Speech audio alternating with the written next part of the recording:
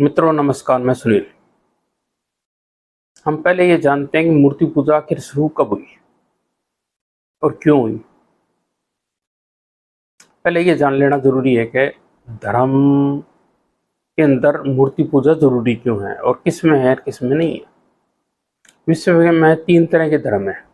एक तो वो धर्म जो ईश्वर को एक मानते हैं, एक वो धर्म तो ईश्वर को मानते ही नहीं, जैसे जैन बौद्ध धर्म। ईश्वर को एक मानने वाले मुस्लिम धर्म है, जैसे ईसाई और इस्लामियत है, यूँ समझ लो आप। और एक वो धर्म है जो बहुदेववाद पर विश्वास करते हैं, जैसे हिंदू धर्म। कहने को तो हम ये कहते हैं कि भाई बहुदेववाद पर हिंदू धर्म विश्वास करता है, परंतु ऐसा नहीं है। वैदिक दृष्टिकोण से देखा जाए, उपनिषदों को केंद्र माना जाए, तो हिंदू धर्म भी एकेश्वरवादी है। और पुराणों को देखा जाए तो ऐसे लगेगा आपको कि हिंदू धर्म बहुदेववादी है। हिंदू धर्म ये दोनों चीज़ों को मानता है और आत्मवादी भी है।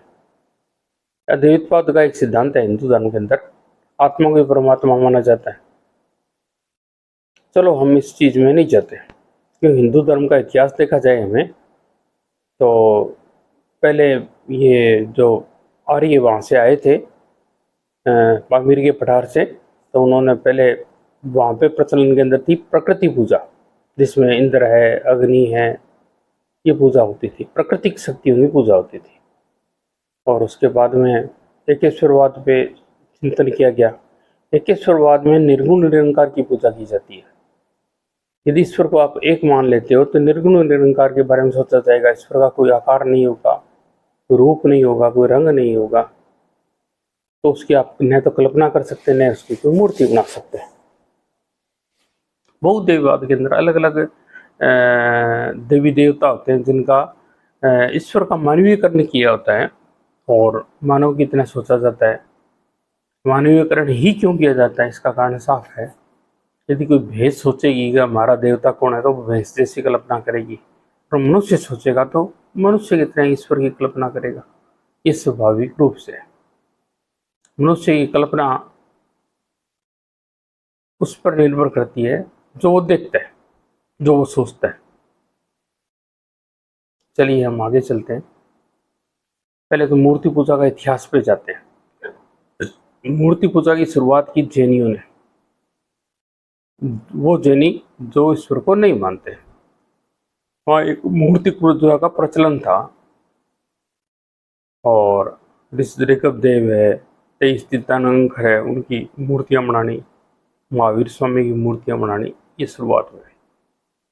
उसके बाद में मूर्ति की स्थापना की, मूर्तियाँ बनाने की बौद्ध धर्म ने, और ये चलता रहा। उसके बाद में हिंदू आए। हिंदुओं ने बहुत बाद में मूर्ति पूजा की, संभवतः 8वीं सदी के बाद में। और ये जो ज़्यादा प्रचलन शुरुआत हुई ना, वो 12वीं और 11वीं शताब्दी के आसपास हुई थी। आप देखो तो ज़्यादातर मंदिर, एक किला शिव मंदिर को छोड़ दिया जाए जो एलोरा के अंदर स्थित है, हालांकि उस पर भी अलग अलग तरह के क्लेम है, हम नहीं जाना चाहेंगे उस क्लेम के अंदर, ना उस झंझट में पढ़ना चाहेंगे। तो जो बाद के साउथ इंडिया के जितने भी मंदिर हैं, वो 11वीं शताब्दी, कोई 10वीं शताब्दी से पूर्व के मंदिर नहीं है पढ़ाई कर। हम मान सकते हैं कि 10वीं शताब्दी से शुरुआत हुई। अब मंदिर किसके बने, ये भी तो सोचना पड़ेगा। जब सगुण सचार साकार के बारे में हमने कल्पना की हिंदू धर्म के अंदर या वैदिक धर्म के अंदर, समझ लीजिए आप, वैदिक सनातन में समझ लीजिए, हिंदू धर्म का नाम लेना भी बड़ा अटपटा लगता है। क्योंकि कारण ये है कि हिंदू धर्म के अंदर भी लोग दावा कर देते हैं अलग अलग तरह का, कि इसकी परिभाषा क्षेत्रीय परिभाषा हुई, एक क्षेत्र के अंदर रहने वाले लोगों का धर्म। बहुत सारे धर्म है यहाँ पे, इसलिए हम इसे वैदिक धर्म ही मान लेते हैं। वेद को मानता ही मानता है हिंदू धर्म मुख्य रूप से, और सनातन यानी शुरू से आ रहा है। वैदिक काल से कांड से तो आ ही रहा है, पुराना तो है ही है। और सनातन शब्द भी तीनों धर्मों में यूज होता है। जैसे बौद्ध धर्म में भी सनातन शब्द इस्तेमाल किया जाता है, यानी पुराना बौद्ध धर्म भी है, जैन धर्म भी है और हिंदू धर्म भी है। अब हिंदू धर्म के अंदर शुरुआत की कल्पना या खोज जो मनुष्य द्वारा की गई वो उसके बारे में सोचते हैं। तो पहले तो हम शैव पंथ था और एक वैष्णव संप्रदाय था, शैव संप्रदाय हो गया और शाक्य संप्रदाय हो गया। इन तीनों ने अपने अपनी कल्पना की, अलग अलग मंदिर बनाना चालू किए। यदि कैलाश एलोरा के टेम्पल को मान लिया जाए तो 8वीं सदी से शैव मत की शुरुआत मान सकते हैं। यदि इसको नहीं माना जाए तो लगभग आपको 11वीं 12वीं सदी से ही सारी शुरुआत माननी पड़ेगी मंदिरों की। अब ये बात करते हैं अपने कि मंदिरों से फायदा और नुकसान। मंदिरों से आर्थिक रूप से बहुत फायदा है।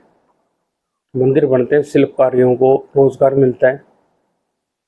और देख लीजिए आप, जैन और बौद्ध धर्म है, उनके अंदर ईश्वर को नहीं माना जाता, परंतु उनके प्रवर्तकों की फोटो बनाई जाती है, मूर्ति बनाई जाती है। रोजगार तो मिल रहा है लोगों को, और वहाँ पे कोई मेला लगता है, लोग आते जाते हैं, तो बढ़िया एक शिल्पकारी को नॉलेज रोजगार मिल गया। उसके बाद में वहाँ आने वालों को मिल गया और उसको मंदिर को संचालन करने वालों को मिल गया। ये हम मान सकते हैं, इससे कुछ न कुछ चलता रहता है। अब लोगों की अलग अलग विचारधारा देखते हैं इसके बारे में। हिंदू धर्म के अनुसार ईश्वर को एक तो माना गया है, ईश्वर को पूरी ब्रह्मांड की आत्मा मानी गई है।